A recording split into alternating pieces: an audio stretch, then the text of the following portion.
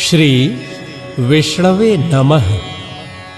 श्री विष्णु सहस्रनाम स्तोत्रम्। शुक्लां वरधरं विष्णुं शशिवर्णं चतुर्भुजं प्रसन्नवदनं ध्यायेत् सर्वविघ्नोपशान्तये सर्वविघ्नोपशान्तये। अस्य श्री विष्णोर्दिव्यसहस्रनाम स्तोत्रमन्त्रस्य भगवान् वेदव्यास ऋषिः श्री विष्णुः परमात्मा देवता अनुष्टुप्छन्दः अमृतांशोद्भवो भानुरिति बीजं देवकीनन्दनः स्रष्टेति शक्तिः त्रिसामा सामगः सामेति हृदयं शङ्खभृन्नन्दकी चक्रीति कीलकं शारङ्गधन्वा गदाधर इत्यस्त्रं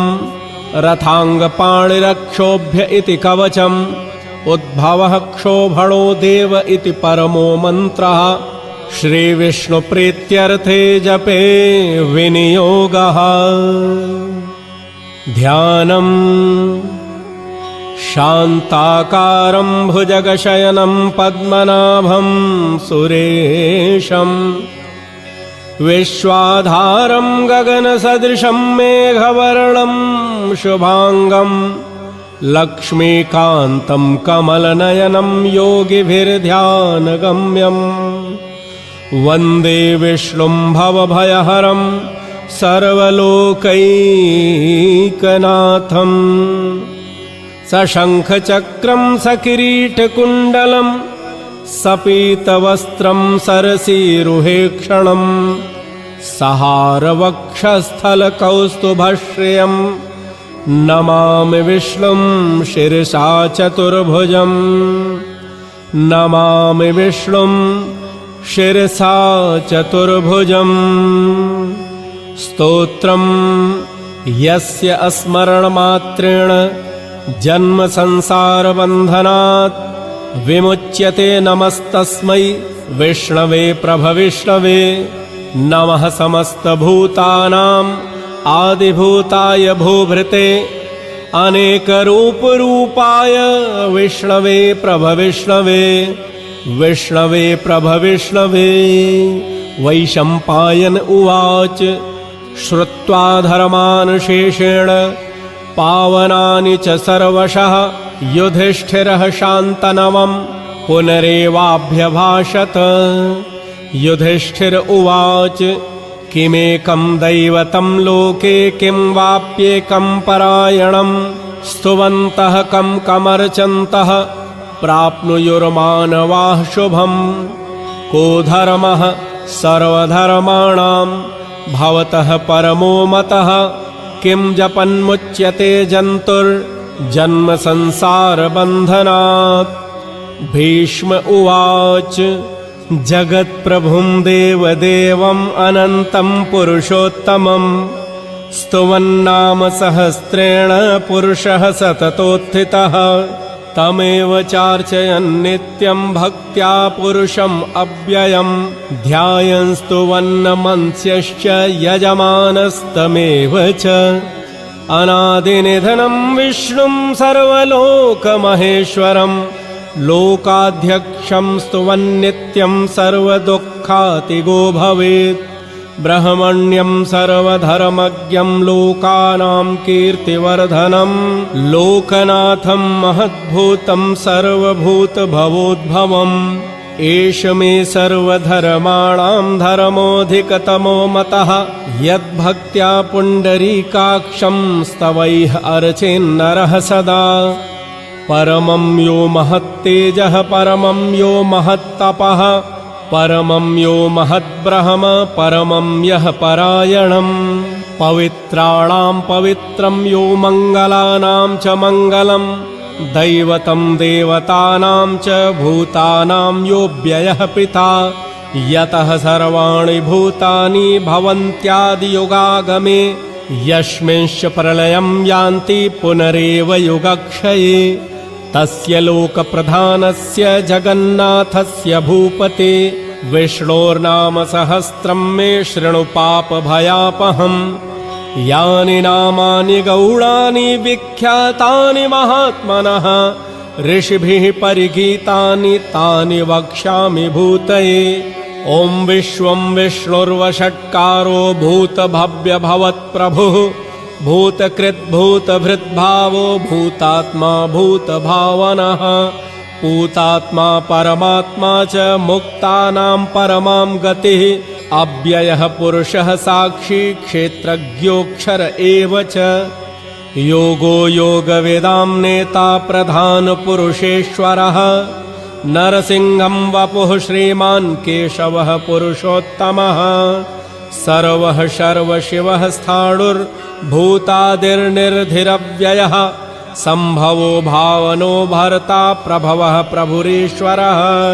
स्वयंभूः शम्भुरादित्यः पुष्कराक्षो महास्वनः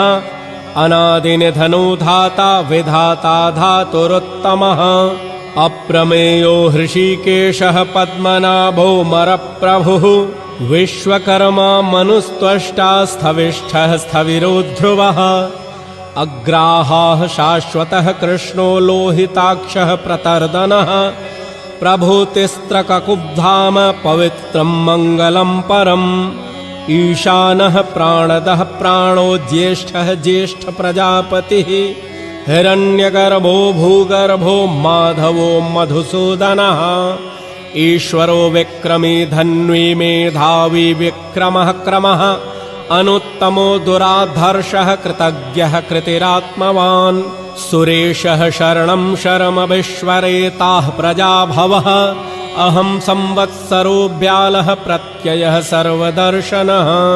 अजः सर्वेश्वरः सिद्धः सिद्धिः सर्वाधिरच्युतः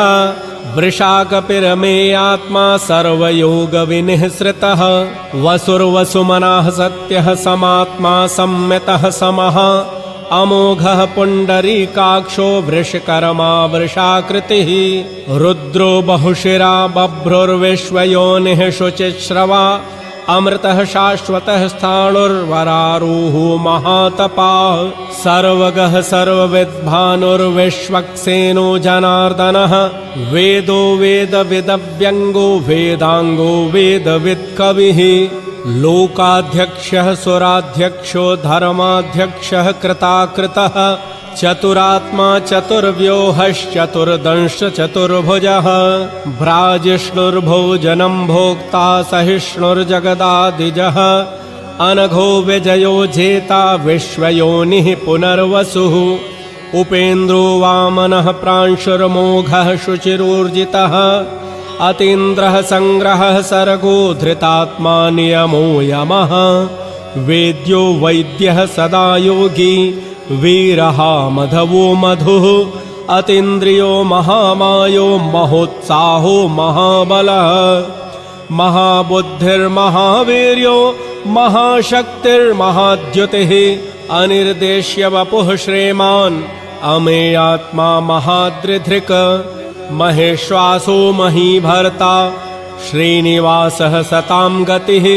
अनिरुद्धः सुरानन्दो गोविन्दो गोविदाम्पतिः मरीचिर्दमनो हंसः सुपर्णो भुजगोत्तमः हिरण्यनाभः सुतपाः पद्मनाभः प्रजापतिः अमृत्युः सर्वदृक्सिंहः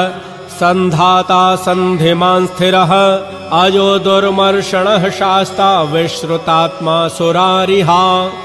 गुरुर्गुरुतमो धाम सत्यः सत्यपराक्रमः निमिषो निमिषः सृग्वी वाचस्पतिरुदारधीः अग्रणीर्ग्रामणीः श्रीमान् न्यायो नेता समीरणः सहस्रमूर्धा विश्वात्मा सहस्राक्षः सहस्रपात् अवर्तनो निवृत्तात्मा संवृतः संप्रमर्दनः अहः संवर्तको वह्निर्नीलो धरणीधरः सुप्रसादः प्रसन्नात्मा विश्वधृग्वश्विभुग्विभुः सत्कर्ता सत्कृतः साधुर्जह्नुर्नारायणो नरः असंख्येयो प्रमेयात्मा विशिष्टः शिष्टकृच्छुचिः सिद्धार्थः सिद्धसंकल्पः सिद्धिदः सिद्धिसाधनः वृषाही वृषभो विष्णुर्वृषपर्वा वृषोदरः वर्धनो वर्धमानश्च विविक्तः श्रुतिसागरः सुभुजो दुर्धरो वाग्मी महेन्द्रो वसुदो वसुः नैकरूपो बृहद्रूपः शिपिविष्टः प्रकाशनः ओजस्तेजोद्युतिधरः प्रकाशात्मा प्रतापनः रिद्धः स्पष्टाक्षरो मन्त्रश्चन्द्राशुर्भास्करद्युतिः अमृतांशोद्भवो भानुः शशबिन्दुः सुरेश्वरः औषधं जगतः सेतुः सत्यधर्मपराक्रमः भूतभव्यभवन्नाथः पवनः पावनो नलः कामः कामकृत्कान्तः कामः कामप्रदः प्रभुः युगादिकृद्युगावर्तो नैकमायो महाशनः अदृश्यो अव्यक्तरूपश्च सहस्रजिदनन्तजित् इष्टो विशिष्टः शिष्टेष्टः शिखण्डी नहुषो वृषः क्रोधः क्रोधकृत्कर्ता विश्वबाहुर्महीधरः अच्युतः प्रथितः प्राणः प्राणदो वासवानुजः अपां निधिरधिष्ठानम् अप्रमत्तः प्रतिष्ठितः स्कन्दः स्कन्दधरो धुर्यो वरदो वायुवाहनः वासुदेवो बृहद्भानुरादिदेवः पुरन्दरः अशोकस्तारणस्तारः शूरः शौरिर्जनेश्वरः अनुकूलः शतावर्तः पद्मे पद्मनिभेक्षणः पद्मनाभोरविन्दाक्षः पद्मगर्भः शरीरभृत् महर्धिरुद्धो वृद्धात्मा महाक्षो गरुणध्वजः अतुलः शरभो भीमः समयज्ञो हविर्हरिः सर्वलक्षणलक्षण्यो लक्ष्मीवांसमितिञ्जयः विक्षरो रोहितो मार्गो हेतुर्दामोदरः सहः महीधरो महाभागो वेगवानमिताशनः उद्भवः क्षोभणो देवः श्रीगर्भः परमेश्वरः करणं कारणं कर्ता विकर्ता गहनो गुहः व्यवसायो व्यवस्थानः संस्थानः स्थानदो ध्रुवः परर्धिः परमस्पष्टस्तुष्टः पुष्टः शुभेक्षणः रामो विरामो विरजो मार्गो नेयो नयो नयः वीरः शक्तिमतां श्रेष्ठो धर्मो धर्मविदुत्तमः वैकुण्ठः पुरुषः प्राणः प्राणदः प्रणवः पृथुः हिरण्यगर्भः शत्रुघ्नो व्याप्तो वायुरधोक्षजः ऋतुः सुदर्शनः कालः परमेष्ठी परिग्रहः उग्रः संवत्सरो दक्षो विश्रामो विश्वदक्षिणः विस्तारः स्थावरस्थाणुः प्रमाणं बीजम् अव्ययम् अर्थो अनर्थो महाकोशो महाभोगो महाधनः अनिर्विष्णः स्थाविष्ठो अभूर्धर्मयूपो महामखः नक्षत्रनेमिर्नक्षत्री क्षमः क्षामः समीहनः यज्ञः इज्यो महेज्यश्च क्रतुः सत्रं सतां गतिः सर्वदर्शी विमुक्तात्मा सर्वज्ञो ज्ञानमुत्तमम् स्वव्रतः सुमुखः सूक्ष्मः सुघोषः सुखदः सुहृतः मनोहरो जितक्रोधो वीरबाहुर्विदारणः स्वापनः स्वशशो व्यापी नैकात्मा नैककर्मकृत वत्सरो वत्सलो वत्सी रत्नगर्भो धनेश्वरः धर्मगुप्धर्मकृद्धर्मी सदसक्षरम् अक्षरम् अविज्ञाता सहस्रांशुर्विधाता कृतलक्षणः गभस्तिनेमिः सत्त्वस्थः सिंहो भूतमहेश्वरः आदिदेवो महादेवो देवेशो देवभृद्गुरुः उत्तरो गोपतिर्गोप्ता ज्ञानगम्यः पुरातनः शरीरभूतवृद्भोक्ता कपीन्द्रो भूरिदक्षिणः सोमपो मृतपः सोमः पुरुजित्पुरुषोत्तमः विनयो जयः सत्यसन्धो दार्शाहः सात्वतां पतिः जीवो विनयिता साक्षी मुकुन्दोऽमितविक्रमः अम्भो निधिरनन्तात्मा महोदधिशयोऽन्तकः अजो महार्हः स्वाभाव्यो जितामित्रः प्रमोदनः आनन्दो नन्दनो नन्दः सत्यधर्मः त्रिविक्रमः महर्षिः कपिलाचार्यः कृतज्ञो मेदिनीपतिः त्रिपदस्त्रिदशाध्यक्षो महाशृङ्गः कृतान्तकृत् महावराहो गोविन्दः सुषेणः कनकाङ्गदी गुह्यो गभीरो गहनो गुप्तश्चक्रगदाधरः वेधाः स्वाङ्गोजितः कृष्णो दृढः सङ्कर्षणोच्युतः वरुणो वारुणो वृक्षः पुष्कराक्षो महामनाः भगवान् भगहानन्दी वनमाली हलायुधः आदित्यो ज्योतिरादित्यः सहिष्णुर्गतिसत्तमः सुधन्वाखण्ड परशुर्दारुणो द्रविणप्रदः दिविस्पृक् सर्वदृग्व्यासो वाचस्पतिर्योनिजः त्रिसामासामगः साम निर्वाणं भेषजं भिषक् सन्न्यासकृच्छमः शान्तो निष्ठा शान्तिः परायणम् शुभाङ्गः शान्तिदः स्रष्टा कुमुदः कुवलेशयः गोहितो गोपतिर्गोप्ता वृषभाक्षो वृषप्रियः अनिवर्ति निवृत्तात्मा संक्षेप्ताक्षेमकृच्छिवः श्रीवत्सवक्षाः श्रीवासः श्रीपतिः श्रीमताम्बरः श्रीदः श्रीशः श्रीनिवासः श्रीनिधिः श्रीविभावनः श्रीधरः श्रीकरः श्रेयः श्रीमान् लोकत्रयाश्रयः स्वक्षः स्वङ्गः शतानन्दो नान्दिर्ज्योतिर्गणेश्वरः विजितात्मा विधेयात्मा सत्कीर्तिश्छन्न संशयः उदीर्णः सर्वतश्चक्षुरनीशः शाश्वतस्थिरः भूषयो भूषणो भूतिर्शोकः शोकनाशनः अर्चिष्मानर्चितः कुम्भो विशुद्धात्मा विशोधनः अनिरुद्धो अप्रतिरथः प्रद्युम्नो अमितविक्रमः कालनेमिनिहावीरः शौरिः शूरजनेश्वरः त्रिलोकात्मा त्रिलोकेशः केशवः केशिहा हरिः कामदेवः कामपालः कामीकान्तः कृतागमः अनिर्देश्य वपुर्विष्णुर्वीरो अनन्तो धनञ्जयः ब्रह्मण्यो ब्रह्मकृद्ब्रह्मा ब्रह्म ब्रह्म विवर्धनः ब्रह्मविद्ब्राह्मणो ब्रह्मी ब्रह्मज्ञो ब्राह्मणप्रियः महाक्रमो महाकर्मा महातेजा महोरगः महाक्रतुर्महायज्वा महायज्ञो महाहविः स्तव्यः स्तवप्रियः स्तोत्रम् स्तुतिः स्तोतारणप्रियः पूर्णः पूरयिता पुण्यः पुण्यकीर्तिरनामयः मनोजवस्तीर्थकरो वसुरेता वसुप्रदः वसुप्रदो वासुदेवो वसुर्वसुमनाहविः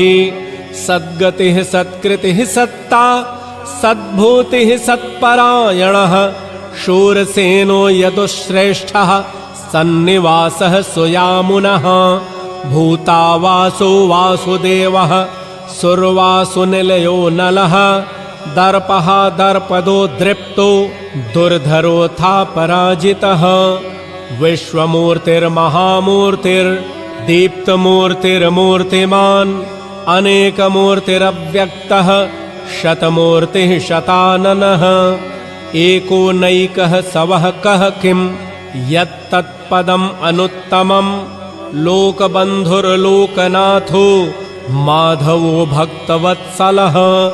सुवर्णवर्णो हेमाङ्गो वाराङ्गश्चन्दनाङ्गदी वीरः विषमः शून्यो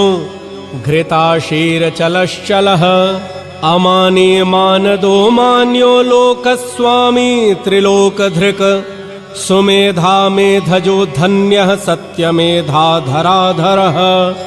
तेजो वृषोद्युतिधरः सर्वशस्त्रभृताम्बरः प्रग्रहो निग्रहो व्यग्रो नैकशृङ्गो गदाग्रजः चतुर्मूर्तिश्चतुर्बाहुश्चतुर्व्यूहश्चतुर्गतिः चतुरात्मा चतुर्भावश्चतुर्वेदविवेकपात् समावर्तो निवृत्तात्मा दुर्जयो दुरतिक्रमः दुर्लभो दुर्गमो दुर्गो दुरावासो दुरारिहा शुभांगो लोकसारंगः सुतन्तुस्तन्तुवर्धनः इन्द्रकर्मा महाकर्मा कृतकर्मा कृतागमः उद्भवः सुन्दरः सुन्दो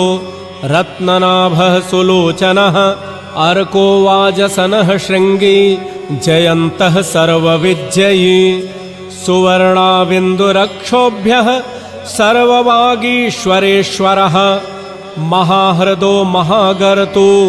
महाभूतो महानिधिः कुमुदः कुन्दरः कुन्दः परजन्यः पावनो नीलः अमृताशो अमृतवपुः सर्वज्ञः सर्वतोमुखः सुलभः सुव्रतः सिद्धः शत्रुजिच्छत्रुतापनः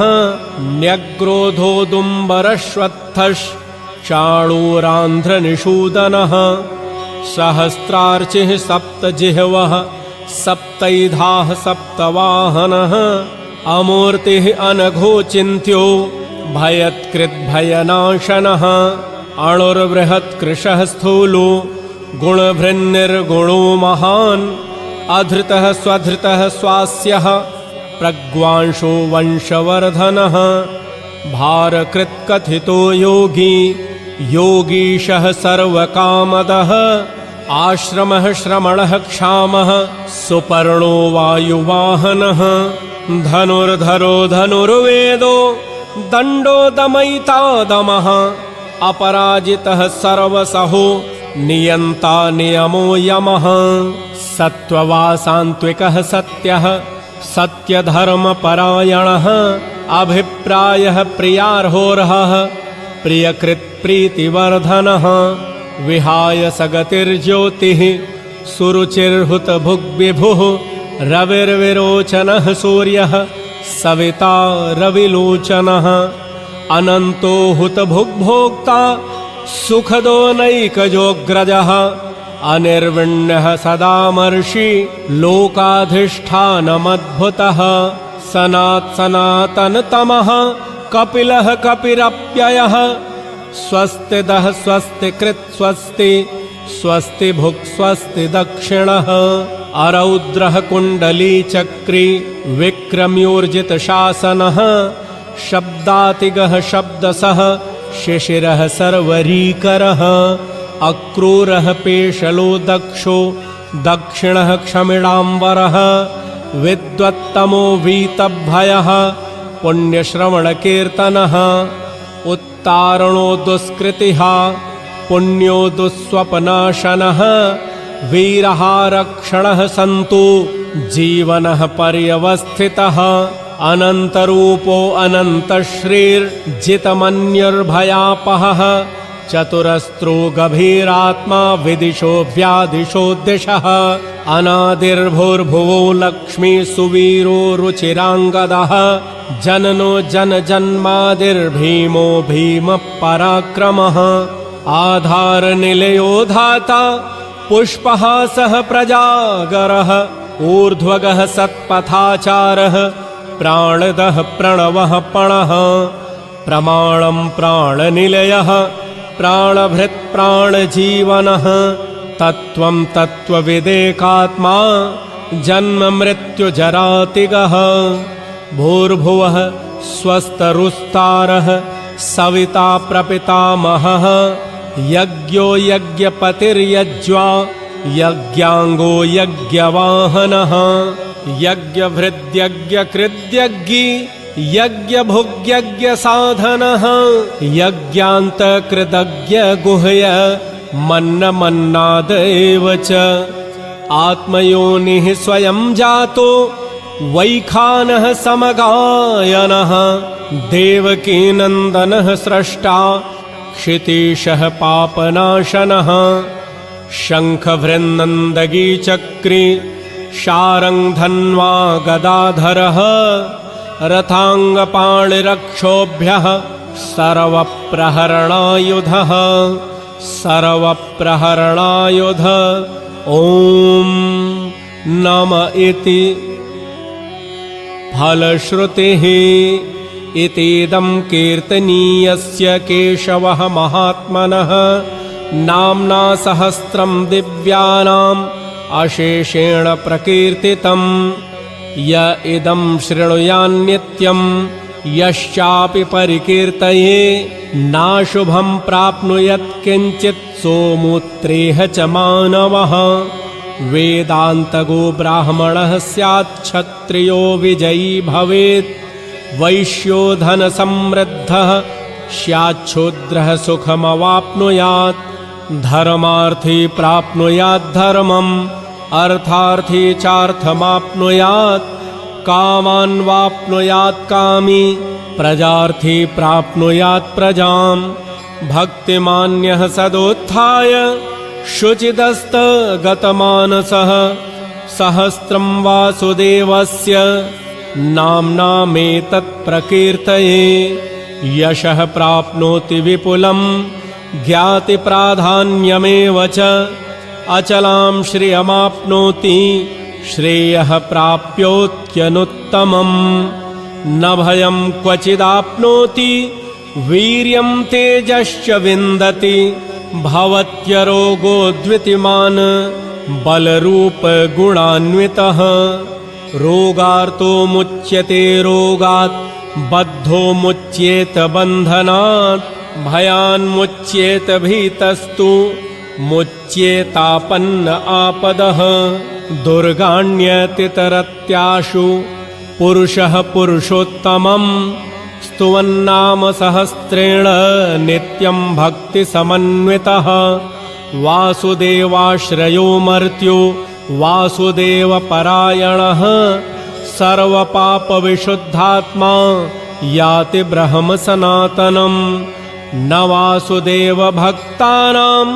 अशुभं विद्यते क्वचित् जन्म मृत्युजरा व्याधि भयं नैवोपजायते इमं स्तवमधीयानः श्रद्धाभक्तिसमन्वितः युज्येतात्मसुखच्छान्ति श्रीधीर्तिस्मृतिकीर्तिभिः न क्रोधो न च मात्सर्यं न लोभो नाशुभामतिः भवन्ति कृतपुण्यानां भक्तानां पुरुषोत्तमे द्यौः स चन्द्रार्कनक्षत्रा खं दिशो भूर्महोदधिः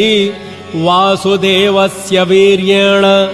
विधृतानि महात्मनः ससुरासुरगन्धर्वं सयक्षोरगराक्षसं जगद्वशे वर्ततेदं कृष्णस्य सचराचरम् इन्द्रियाणि मनोबुद्धिः सत्त्वं तेजो बलं धृतिः वासुदेवात्मकान्याहुः क्षेत्रं क्षेत्रज्ञ एव च सर्वागमानामाचारः प्रथमं परिकल्पते आचारप्रभवो धर्मो धर्मस्य प्रभुरच्युतः ऋषयः पितरो देवा महाभूतानि धातवः जङ्गमाजङ्गमं चेदं जगन्नारायणोद्भवम् योगो ज्ञानं तथा साङ्ख्यं विद्याः शिल्पादिकर्म च वेदाः शास्त्राणि विज्ञानम् एतत् सर्वं जनार्दनात् एको विष्णुर्महद्भूतं पृथग्भूतान्यनेकशः त्रीन् लोकान् व्याप्य भूतात्मा भुङ्क्ते विश्वभुगव्ययः इमं स्तवं भगवतो विष्णुर्व्यासेन कीर्तितं पठेद्यः इच्छेत् पुरुषः श्रेयः प्राप्तुं सुखानि च विश्वेशरमजं देवं जगतः प्रभवाप्ययम् भजन्ति ये पुष्कराक्षम् न ते यान्ति पराभवम्। ॐ तत्सदिति श्रीमहाभारते शतसाहस्रयां संहितायां वैयासिक्याम् अनुशासनिके पर्वणि भीष्मयुधिष्ठिरसंवादे श्रीविष्णोर्दिव्यसहस्रनामस्तोत्रम्